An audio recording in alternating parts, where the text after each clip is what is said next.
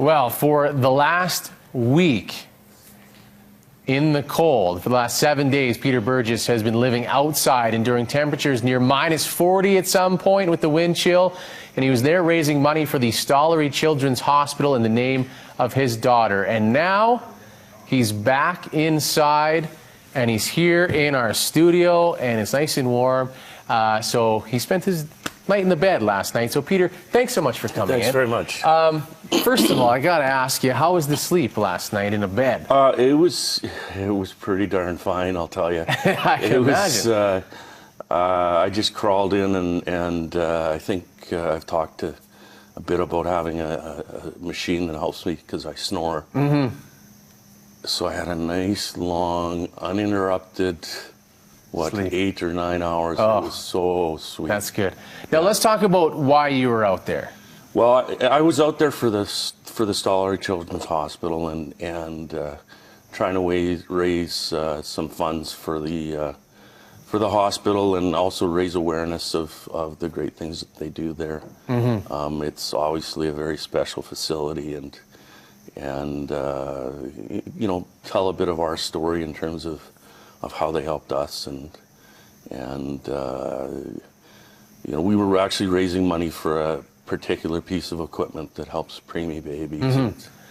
And, just you know, trying to raise the focus and the awareness of the hospital.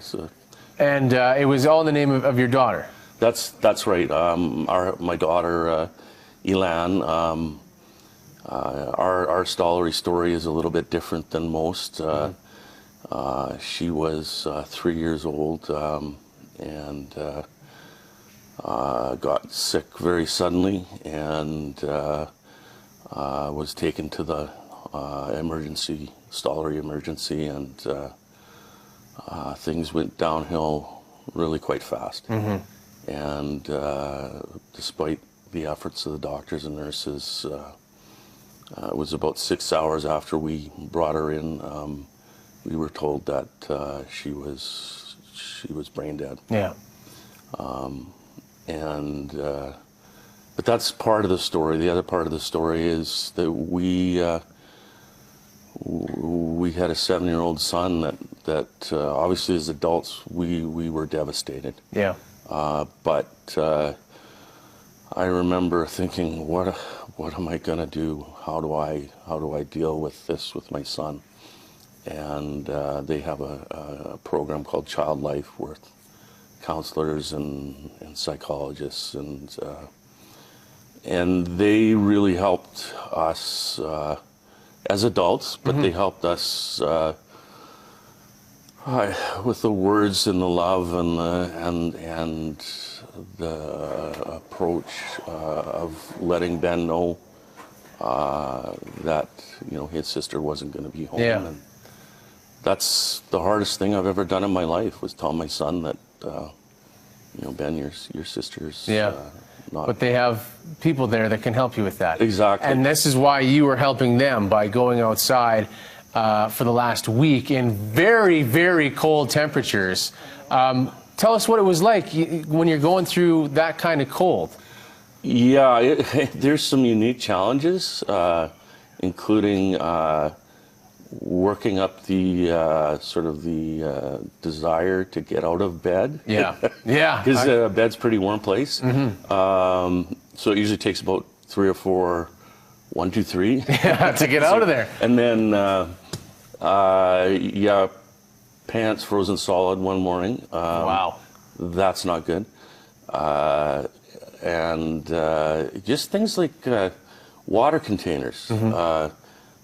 Froze, you know, they freeze up, and all of a sudden you know, I'm down to a little cup. A little bit of water. Yeah. How about the support? Because you had a goal in mind, money-wise. Yeah. You surpassed that right away, almost. Oh yeah, our goal was $8,000, and honestly, I thought that was